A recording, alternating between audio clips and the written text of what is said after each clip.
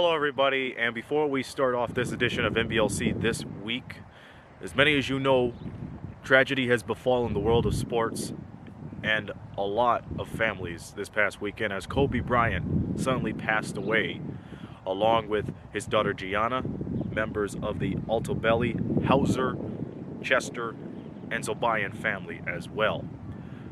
For everybody that plays basketball or grew up watching Kobe Bryant play, he knew that he was an inspiration to a lot of people. Some would even say he was this generation's version of Michael Jordan. But honestly, in his 20 years with the Purple and Gold, the Los Angeles Lakers, he provided moments that we'll never forget. He was able to give us hope and give us that Black Mamba mentality that we all know today. Never give up and don't quit until you achieve something. His persistency is very instrumental. Along with his determination and inspiration on the court, off the court, that same determination and inspiration created his own foundation, his family. And at this time, we would like to extend our prayers and thoughts to the families involved, and of course, Mr. Kobe Bryant. There will be a special Black Mamba edition of NBLC this week on our next episode, but for right now, please enjoy this installment of NBL Canada this week.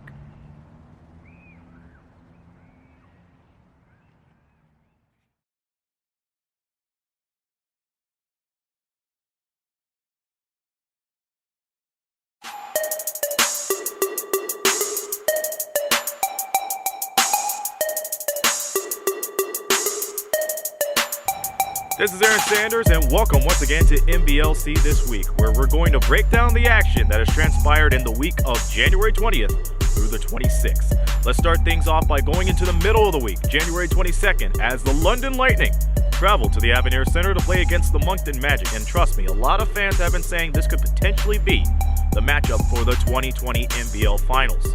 But let's get things started right here with this game, courtesy of the Magic commentators Adam Gould and David Tingley. Gentlemen. All right, Adam Gould, Dave Tingley here, just following the Moncton Magic defeating the London Lightning 105-97. What? I can breathe now. It was a very, very exciting game, but we take the win. Wild finish, yeah, and it wasn't pretty at times, but that's what Moncton wanted to do. London gets up and down 94 feet. If you let them get out on the break, rebound and go, don't turn the ball over, give them easy buckets, they're going to kill you. And the Moncton Magic did a terrific job of keeping it at their style, slowing it down, mucking it up a little bit. We talked about during the game, Garrett Williamson and Zab Moon are their playmakers, and they limited them to 4 assists. The ball wasn't coming side to side that it normally does with London. And Moncton controlled the game from that aspect and made enough shots on the other end. That threesome that I'm sure you want to talk about. Yeah, absolutely. Moncton, you know me, yeah. They controlled the show on the other end. Yeah, 3 players above 20 points. Jerry Morty, Billy White in his return, and of course our player of the game, Wayne McCullough. Outstanding game here tonight. Yeah, and defensively, all 3 of them too. Terrific. Billy did a great job controlling things a little bit. Things were getting elevated a little bit in here in the building, the feelings, and Billy, Joe took a technical there, Coach Salerno, to try to probably for Billy to keep him from getting a little bit excited, but Billy channeled that emotion in the right direction the rest of the game and was terrific. Effort on the defensive end, fouled out at the end, but terrific on the defensive end, and again, 24 points in the offensive end. And perhaps a matchup of the league finals this year, we'll have to see, but for this one, our Moncton Magic, the champs by the way, 105-97 against the London Lightning. Then on January 26th, the Windsor Express traveled to the Nickel City to play against the Sudbury 5, where the 5 prevailed against the Express. And this was a game where Jalen Bland scored a career-high 43 points. Now that's worth a distinction and, of course, the line of the night from this past week. Here's a recap of this game courtesy of the Sudbury 5's commentators. Let's go to the Nickel City. Well, Brady Skeens put an exclamation point on that game, but it was Jalen Bland and the Sudbury 5 in the third quarter of action that really won this game for the Sudbury 5, took control in that third quarter, outscoring them 34-18. And they got some key shooting from a couple of individuals that normally have better games in terms of point totals, but needless to say, Braylon Rayson did what he had to do. With 27 points here this afternoon, it didn't look like a great start for the Sudbury 5. they managed to put it together, but Jalen Bland, the man, didn't get the record, stuck at 41 for a long time, but 43 points today. And boy, oh boy, did he come out on top. And there you get a look at Jalen Bland having a little bit of fun after this game. Hey, winning is fun. And after a struggle in the first half to really get anything going besides Jalen Bland, because he had a pretty good first half, but in that fourth quarter, when the defense was keyed so heavily on Jalen Bland, it was Braylon Rayson, it was Marlon Johnson, and Brady Skeens who really stepped up. And some key plays defensively. The turning point, of course, happened to be the third quarter, 34 points for the Sudbury Five.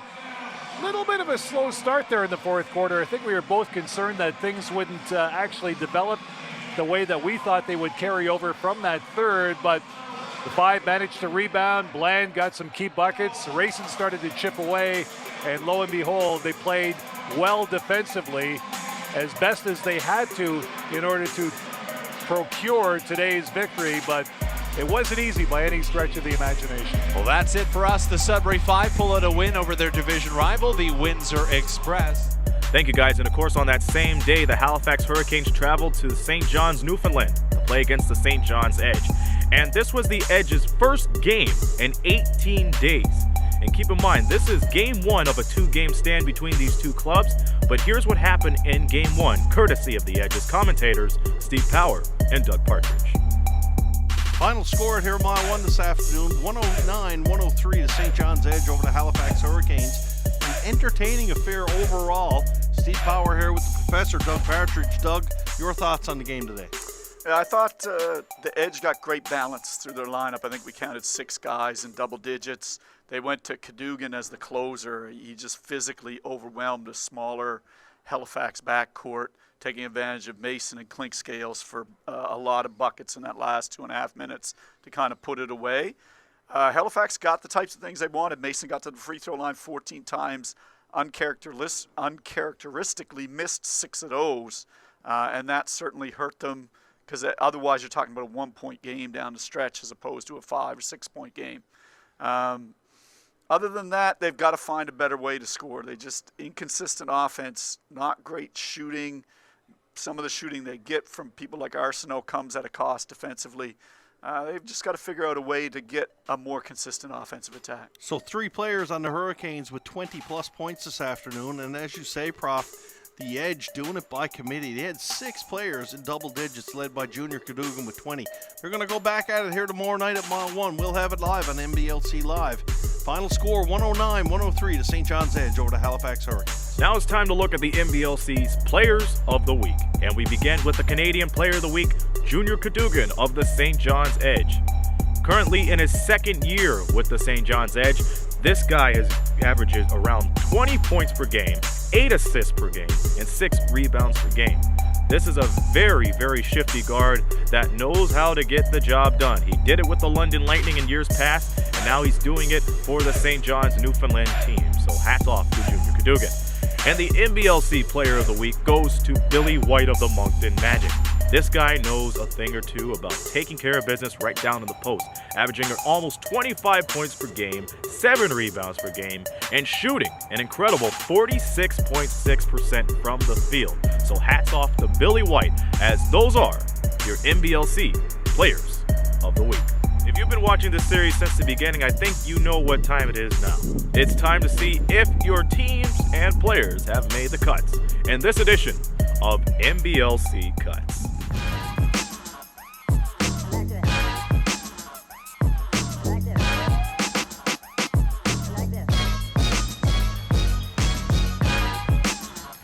Steal by Gaines Jr., look out. And he'll go in for the two-handed flush. Calais, drive, window, hoop in the harm. And Jason Calais, he'll go to the charity stripe. Yeah, and Calais is having an unbelievable. Then on the other end, finishing runs in a row. But that formula includes taking care of the ball and stopping ball penetration. Maurice Bolden flies in from the foul line. Ball up into the lines. Here comes Cadogan. Cadogan inside for a wide open Mike Edwards. And Edwards graduates from 5. Morty, beautiful crossover, takes it to the deck, and in traffic with contact. After that timeout, space created there by Robinson, And then he drains another one. you can play basketball after that. You find the hot hand after that. People are in space. I mean, there you go. They know what to do, but they've got to Big game against the Island Storm. Billy White short on the three-point attempt. Long rebound for Morty. Back up to McCullough with the drive. Left-handed, in traffic and contact. Aside from the obvious, Captain Carl English, I mean, for those kind of reasons, Jerry Morty. Nice looking shot. Doesn't go with the three. And Capers. Aggressive two-handed jam on the other end. Oh, here's the alley and the oop as Morty Kindred to the teams up rim. with Billy That's White. tapped away from behind by Strong. Clinksdale gets it back. No look pass there to Chris Johnson. So Strong thought he picked the pocket of Kindred, and then Strong got his pocket. Oh, and Marcus Lewis. Beautiful dish for the 2 points. Well offline that time. Jones, no look pass. Alice in the one. Oh, nice speed. And the finish by Avrion Edwards. Long been the best Canadians in this league. What a move. Wayne McCullough with the spin and the reverse. Right back down. And the bucket. On the inside, a little reverse and the throw down by Robbie Robinson. Dean Kulo couldn't get the reverse.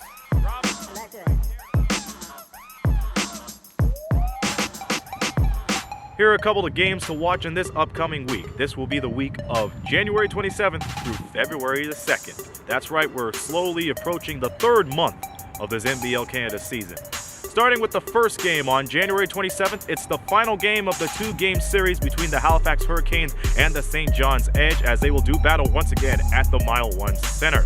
And then on January 30th, the London Lightning will travel down the 401 to play at the Auditorium against the Kitchener-Waterloo Titans. Two of these teams going back at it, and it's been very, very fierce competition between these two. And then on February 1st, the Sudbury Five go into the Rose City to play against the Windsor Express. Both of these clubs trying to find some way to gain an upper edge against each other in the race for the playoffs. So be sure to tune in on those games. And be sure to tune in to NBLC Live to catch all the action, all your favorite teams, and your favorite players as well. Be sure to subscribe right now. And be sure to tune in to the league's weekly podcast Around the NBLC with host Scott Squires. This week, Scott was able to welcome Halifax Hurricanes player Cliff Clinkscales, as he's been around the league for many years, and he will sit down with Scott Squires and tell you all about his career. That'll do it for us here in this installment of NBLC this week. Be sure to tune in next week. And until then, this is Aaron Sanders saying so long. We'll see you soon.